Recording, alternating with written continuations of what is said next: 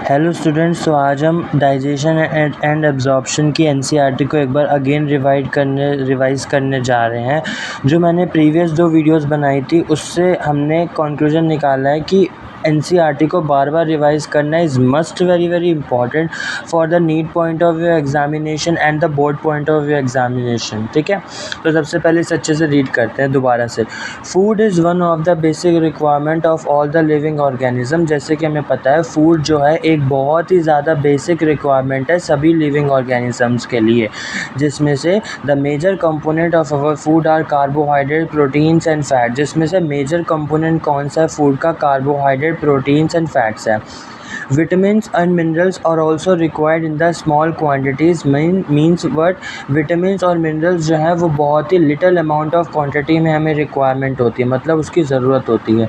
Food provides energy and organic material for the growth and repair of tissues. The food क्या provide करते हैं? Energy and organic material for the growth, मतलब food हमें energy provide करते हैं and organic materials for growth, हमें growth के लिए चाहिए, और रिपेयर ऑफ टिश्यूज़, मतलब टिश्यूज़ की रिपेयरमेंट के लिए।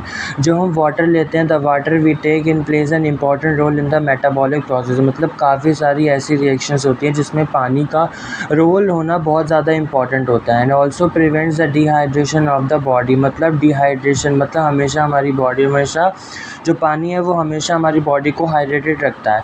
Bio macro molecules in the food can not be utilized by our body in their original form. Means word की जो बायो मैक्रो मॉलिक्यूल है, जो कॉम्प्लेक्स सब्सटेंसेस हैं, वो हमारे फूड के जो फूड में प्रेजेंट है वो हमारी बॉडी उसे ओरिजिनल फॉर्म में यूटिलाइज नहीं कर सकती। They have to be broken down and converted into simple substances. तो हमें उन्हें तोड़ने की ज़रूरत है। उन्हें किस फॉर्म में? सिंपल सब्सटेंसेस की फॉर्म में in the digestive system. This process of conversion of complex food substances to simple absorbable form is called the digestion। मतलब एक ऐसा प्रोसेस जिसमें हम complex food substances को convert कर रहे हैं simple absorbable form में, is called the digestion and is carried out by our digestive system by the mechanical and the biochemical methods। ये कैसे carried होता है, कैसे हमारी digestive system इसको लेती है? बायोमैकेनिकली और बायोकेमिकली मेथड, मतलब मैकेनिकल भी होता है और बायोकेमिकल भी मेथड होता है। ठीक है, उसके बाद हम आते हैं अपने मेन यूनिट पे, जिसका हमें पॉइंट डिस्कस करना है, digestive system. The human digestive system consist of the alimentary canal and the associated glands. मतलब पूरा का पूरा ह्यूमन डाइजेस्टिव सिस्टम किससे मिलने से बना हुआ है? एलिमेंट्री कैनाल से और उससे एसोसिएटेड ग्लैंड से मिलने से बना हुआ होता है। एलिमेंट्री कैनाल, अब हम पहले हम जान लें कि एलिमेंट्री कैनाल होती क्या है, फिर हम उसे एसोसिएटेड ग्लैंड्स के ऊपर डिस्कस करेंगे। So what is alimentary canal?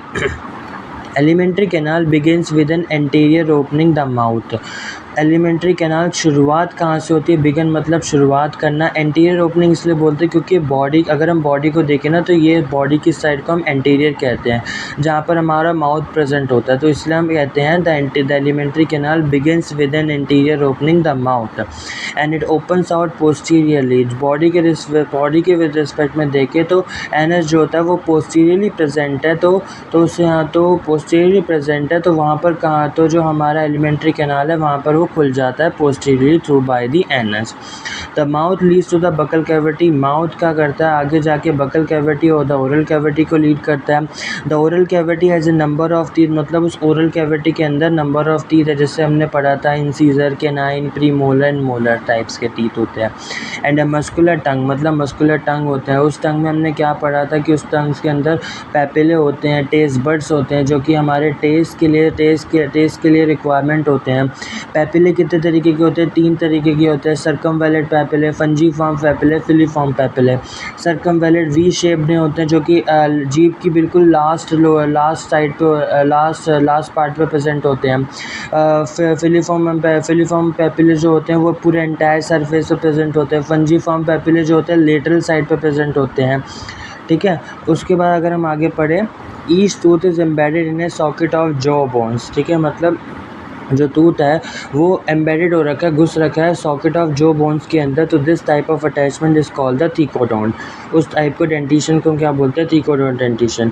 Majority of mammals including human beings form two set of teeth, मतलब मेजॉरिटी ऑफ मैमल्स के अंदर हमने पाया गया, स्पेशली ह्यूमन बींग्स के अंदर, कि उसमें टीथ के 2 सेट मिलते हैं during their life. A set of temporary milk or deciduous teeth means क्या होता है? एक ऐसा टेम्पररी जिसे हम प्राइमरी डेंटिशन भी कहते हैं, या टेम्पररी मिल्क टीथ कहते हैं, जो कि दूध के दांत, एक तरीके से आम भाषा में कहें दूध के दांत, वो किससे रिप्लेस हो जाते हैं? By a set of permanent or adult teeth के साथ। मतलब परमानेंट जिसे हम कहते हैं सेकेंडरी डेंटिशन, या जिसे हम एडल्ट टीथ भी कहते हैं, उससे रिप्लेस हो जाते हैं, तो उससे हम कहते हैं this type of dentition is called the diphyodont dentition. An adult human has 32 permanent teeth, मतलब उसके पास नंबर ऑफ टीथ कितने प्रेजेंट होते हैं? 32, which are of 4 different types. कौन कौन के चार डिफरेंट टाइप्स के होते हैं, जिसे हम हेटेरोडोंट डेंटिशन कहेंगे। कौन कौन से? Incisor, canine, premolar and molar. Arrangement of teeth in each half of the upper and the lower jaw in the order ICPM is represented by dental formula. अब देखिए, अब यहाँ पर NCERT ने यहाँ पर डेंटल फार्मूला के बारे में डिस्कस किया है, उसका फार्मूला के ऊपर बताया है, बात करा है, which in the human is 2123/2123 means what. अगर हम डेंटल फार्मूला लिखे तो ऊपर वाली साइड पे क्या लिखेंगे? Number of teeth in each half of the upper jaw, and नीचे वाले लिखेंगे number of teeth present in the lower half of the jaw.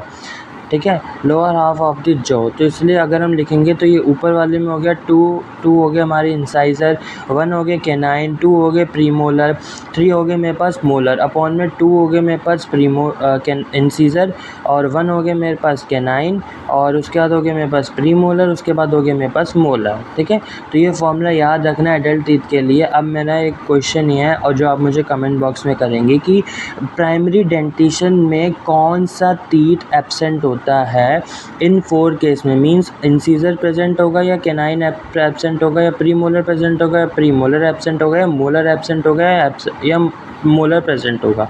तो इस क्वेश्चन का जवाब आप मुझे कमेंट बॉक्स में दीजिएगा, बहुत अच्छा लगेगा कि अगर आपको ये पता है नॉलेज तो।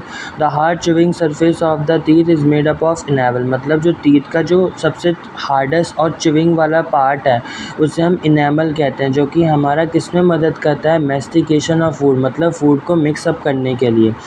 The tongue is a freely movable muscular organ. A tongue क्या है? एक मूवेबल, जो मूव करती है, मस्कुलर ऑर्गन है, जो कि attach to the floor of the oral cavity by the frenulum, जो कि ओरल कैविटी के फ्लोर से अटैच है, जिसे हम कहते हैं फ्रेनुलम कहते हैं। ठीक है, जहाँ से वो फ्रेनुलम से अटैच्ड होता है।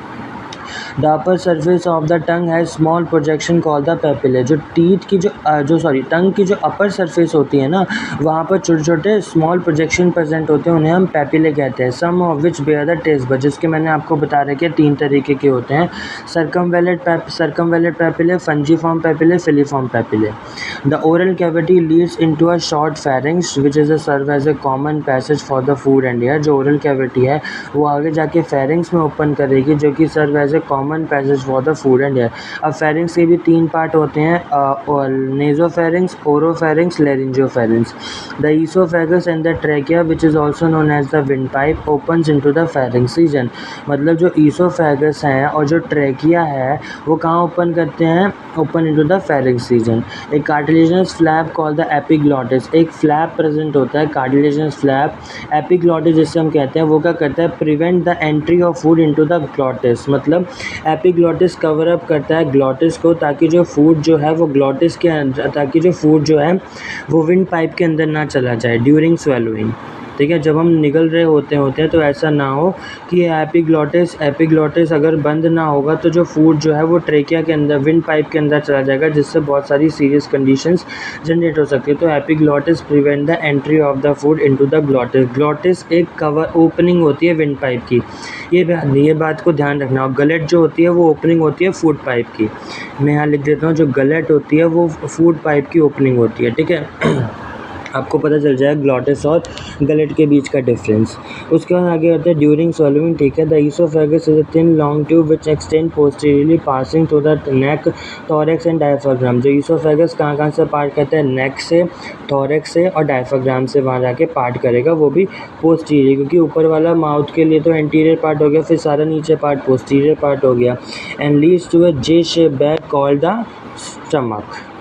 J shape bag like structure called the stomach, तो उसे हम क्या कहेंगे, स्टमक कहेंगे। अब आगे आते हैं, अगर हम आगे बात करें ए मस्कुलर स्फिंक्टर। स्फिंक्टर क्या होता है, स्फिंक्टर क्या करता है, रेगुलेट करता है, प्रिवेंट करता है बैक फ्लो को। अगर फूड पार्टिकल क्या करता है, कभी बैक फ्लो, कभी कभार ना किसी का स्फिंक्टर काम नहीं करता, तो स्फिंक्टर प्रिवेंट करता है back flow of the food को। अगर ये स्फिंक्टर प्रेजेंट नहीं होगा ना, तो जो फूड की डायरेक्शन जो होगी वो एक तरीके से परमानेंट नहीं होगी। तो मस्कुलर स्फिंक्टर इज प्रेजेंट, जिससे हम कहते हैं गैस्ट्रो ईसोफेगल। गैस्ट्रो मीन्स क्या होगा, स्टमक के लिए वर्ड हो गया। ईसोफेगल के लिए regulate the opening of the oesophagus into the stomach. अगर हम एक डायग्राम पे यहाँ आते हैं तो इस तरीके से यहाँ प्रेजेंट होता है हमारा क्या, गैस्ट्रो ईसोफेगल स्फिंक्टर, जो कि क्या रेगुलेट करता है, ओपनिंग करता है ईसोफेगस को, किसके अंदर, स्टमक के अंदर। जब सारा का सारा फूड पार्टिकल यहाँ चला जाएगा तो ये स्फिंक्टर क्लोज हो जाएंगे, ठीक है। अगर हम आगे बात करते हैं opening of the oesophagus into the stomach located in the upper left portion of the abdominal cavity. This is the position, this is a NEET previous year question, बहुत ज़्यादा इंपॉर्टेंट है कि वो कहाँ प्रेजेंट होता है, upper left portion of the abdominal cavity, जिसके 4 parts होते हैं। कौन कौन से, cardiac portion, fundus portion, body portion and pyloric portion. Cardiac portion ऐसा पोर्शन होता है जहाँ पर जो है ईसोफेगस ओपन्स होती है। अगर मैं आपको दिखाऊं, ये देखिए, ये स्टमक का स्ट्रक्चर है, ये हमारा ईसोफेगस है, तो ये कार्डिक पोर्शन है। कार्डिक पोर्शन, ये फंडस रीजन, ये बॉडी पोर्शन, ये यहाँ पर जो ड्यूडेनम है ना, इसके थोड़ा सा यहीं बगल में ना, यहाँ पाइलोरिक होता है, और यहाँ पर एक स्फिंक्टर और प्रेजेंट होता है जिसे हम पाइलोरिक स्फिंक्टर कहते हैं। और यहाँ पर कौन सा होता है, गैस्ट्रो ईसोफेगस स्फिंक्टर होता है। ये वाला कार्डिक पोर्शन है जहाँ पर जो ईसोफेगस की हमारी एंट्री होती है। फंडस रीजन थोड़ा वो ये कर्व सी शेप, उल्टा ये सी शेप वाला पार्ट है जहाँ पर सारी गैसेस स्टोर होती हैं। ये पूरा स्टमक की बॉडी वाला पार्ट है। ये पाइलोरिक पार्ट है, जहाँ पर उससे आगे हो जाएगा पाइलोरिक स्फिंक्टर। एक कार्डिक पोर्शन इनटू विच ईसोफेगस ओपन, जैसे मैंने आपको बताया था कि कार्डिक पोर्शन क्या करता है, ईसोफेगस को ओपन करवाता है। ए फंडस रीजन जहाँ पर होता है बॉडी मेन सेंट्रल रीजन, ए पाइलोरिक पोर्शन। अब आपसे पूछेगा मेन सेंट्रल रीजन कौन सी है, तो आप जवाब दोगे स्टमक की कौन सा पार्ट होता है, उसे कहते हैं हम बॉडी पार्ट। अगर ये बच्चा ध्यान से पढ़ेगा तभी तो अच्छी तरीके से कर पाएगा। And A pyloric portion which opens into the first part of the small intestine which is the duodenum. और पाइलोरिक, और एक हमें ऐसा, अब अगर मैं आपसे क्वेश्चन पूछूं कि स्टमक का एक ऐसा पोर्शन बताइए जहां से ओपन हो जाते हैं first part of the small intestine को, तो वो कौन सा पार्ट है, पाइलोरिक पिंच। अगर स्टमक को दोबारा देखेंगे, this is the fundus part, this is cardiac portion, this is body portion, पूरी होल बॉडी, और this is known as the pyloric portion, this is oesophagus and this is superior portion of the duodenum. मतलब यहाँ पर pyloric sphincter present होता है, फिर ये open करता है यहाँ पर ड्यूडेनम के अंदर, जो कि स्मॉल इंटेस्टाइन का पार्ट है जहाँ से इंटेस्टाइनल जूस सिक्रीट होता है। उसके बाद अगर हम स्मॉल इंटेस्टाइन की बात करें, small intestine is distinguishable into 3 regions. तो स्मॉल इंटेस्टाइन कितने पार्ट्स में डिवाइड होता है, 3 रीजन्स में, जिसमें सी शेप होता है हमारा ड्यूडेनम। ड्यूडेनम की शेप कैसी होती है, सी शेप। ध्यान रखिएगा, स्टमक की शेप कैसी होती है, जे शेप, और ड्यूडेनम की शेप कैसी होती है, C shape. A long coiled middle portion which is the jejunum, मतलब एक लॉन्ग कॉइल्ड, मतलब थोड़ा सा ही कॉइल्ड पोर्शन होता है, जिससे मिडल पोर्शन जेजुनम कहते हैं। And a highly coiled portion which is the ilium. The opening of the stomach into the duodenum is guarded by the pyloric sphincter. जो मैंने आपको बताया था कि स्टमक की जो ओपनिंग होती है ड्यूडेनम में, वो कौन गार्डेड करता है, pyloric sphincter. Ileum opens into the large intestine. जो इलियम जो पार्ट है, जो इंटेस्टाइन का ये इलियम वाला पार्ट है, दिस इज इलियम पार्ट, वो कि कहाँ इंटेस्टाइन, जो कि ओपन हो जाता है, किसके अंदर खुल जाता है, लार्ज इंटेस्टाइन के अंदर, जो कि ये नीट का प्रीवियस ईयर क्वेश्चन जिसमें स्टेटमेंट बेस्ड वाइज क्वेश्चन पूछे गए थे। इट कंसिस्ट ऑफ क्या क्या पार्ट होते हैं, सीकम पार्ट होता है लार्ज इंटेस्टाइन में, कोलोन एंड रेक्टम पार्ट होता है। सीकम के अंदर क्या होता है, जैसे स्मॉल ब्लाइंड सैक। अभी आपको याद रखना पड़ेगा कि स्मॉल ब्लाइंड सैक प्रेजेंट है जिसके अंदर सिम्बायोटिक माइक्रो ऑर्गेनिजम्स हमारे क्या होते हैं, प्रेजेंट होते हैं। ये ध्यान रखिएगा कि सीकम एक as a small blind sac है, यहाँ पर होता है present. This is a caecum part जहाँ पर सिम्बायोटिक माइक्रो ऑर्गेनिजम्स प्रेजेंट होते हैं। उसके बाद आता है narrow finger like tubular projection the vermiform appendix which is a vestigial organ. ठीक है, यहाँ पर एक narrow tubular finger like projection यहाँ पर प्रेजेंट होती है जिससे हम यहाँ पर इसे कहते हैं, हम क्या इसे कहते हैं, वर्मीफॉर्म अपेंडिक्स। आई होप अब आपको अच्छे से दिख रहा होगा यहाँ से। This part is vermiform appendix, जहाँ से सीकम वाले पार्ट से नैरो ट्यूबुलर प्रोजेक्शन निकल रही है ना, इसका भी कोई काम होगा वर्मीफॉर्म अपेंडिक्स का हमारे पुराने टाइम में। तो जब जिस समय बॉडी का कुछ अलग ही मैकेनिज्म होता होगा तो इसमें ये पार्ट होता होगा, पर आज के टाइम में तो इसे हम वेस्टिजियल ही मानेंगे क्योंकि ये वेस्टिजियल है, किसी काम का नहीं है। Which is a vestigial organ arise from the caecum, मतलब कहाँ से अराइज हो रखा है, सीकम से।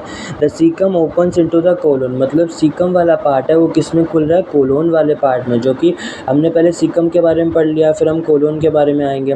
तो सीकम हो जाएगा opens into the colon is divided into 4 parts. अब जो कोलोन है वो 4 पार्ट में डिवाइडेड है, असेंडिंग, ट्रांसवर्स, डिसेंडिंग और सिग्मॉइड।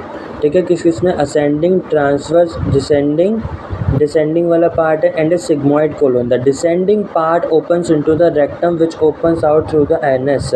आई होप आप साथ के साथ एनसीईआरटी की बुक को ले रहे होगे और साथ साथ मेरे साथ इसे रिवाइज कर रहे होगे। मैं ये समझ रहा हूँ आपको लेकर। डिसेंडिंग पार्ट ये वाला पार्ट है जो कि कहाँ खुल जाता है, रेक्टम वाले पार्ट में, विच opens through out the anus. I hope आपको यहाँ तक की एनसीईआरटी अच्छे से समझ आई होगी। आपको दोबारा इसको एक बार से रिवीजन मारना है ताकि आपको पता चलेगा कि क्वेश्चन किस तरीके से बन सकता है। जैसे कि मैं पूछ लिया कि बताओ मेन सेंट्रल रीजन कौन सा पार्ट होता है स्टमक का, उस फंडस होता है, कार्डिक होता है, बॉडी होता है, पाइलोरिक होता है। अब जिस बंदे ने एनसीईआरटी को अच्छी तरीके से पढ़ा होगा तो वही बंदा इस क्वेश्चन का जवाब अच्छे से दे पाएगा कि बॉडी पोर्शन होता है। कंफ्यूज तो वो सब में होगा कि कार्डिक भी होता है, फंडस भी होता है, पाइलोरिक भी होता है। वो बहुत सारे ऐसे ऑप्शंस क्रिएट कर देगा जिससे बच्चे को कन्फ्यूजन हो जाएगी। ठीक है, तो एनसीईआरटी को बार बार पढ़ो, बार बार रिवाइज़ करो, बार बार उसे समझो क्या करें, और हमेशा बोल के पढ़ो ताकि ये समझ में आए, ताकि हमारे जो चारों के चारों जो ऑर्गन्स हैं वो एक्टिव हो सके। सॉरी जो हमारे सेंस ऑर्गन्स हैं वो एक्टिव रहें हमारे सारे के सारे, मतलब कान, नाक, सबको अच्छी तरीके से पढ़ो, बस पढ़ो। ठीक है, तो इस बात का ध्यान रखिए कि एनसीईआरटी की लाइन पढ़नी बहुत ज़्यादा इंपॉर्टेंट है। इस डायग्राम की भी आपको प्रैक्टिस होनी चाहिए कि कौन सा पार्ट कहाँ पर लोकेटेड है, और ये आपको टीथ का डायग्राम भी अच्छे से पता होना चाहिए कि इंसाइज़र ये हैं, उसके बाद ये कैनाइन है, इंसाइज़र ये दोनों हैं, उसके बाद ये हमारे कैनाइन है, ये प्री मोलर है, ये मेरे पास तीनों की तीनों क्या है, मेरे पास मोलर है। ठीक है, ये डिफरेंट टाइप्स ऑफ टीथ की अरेंजमेंट है जॉस के अंदर। ये पूरा अपर जो है, अगर इसका हम हाफ़ कर देंगे तो हाफ अपर जो, और नीचे वाले का लोअर जो, इसको हम डिवाइड कर देंगे दोनों से तो हमारा डेंटल फार्मूला आ जाएगा। तो अगर मैं उस प्राइमरी डेंटिशन की बात करूँ, उस प्राइमरी डेंटिशन की, तो उसमें मेरा कौन सा टीथ का पार्ट, कौन सा टाइप मेरा टीथ का एब्सेंट होता है, वो होता है प्रीमोलर। क्या होता है, प्रीमोलर प्राइमरी डेंटिशन में। ठीक है, तो इसलिए फार्मूला हो जाएगा 2102 अपॉन में 2102।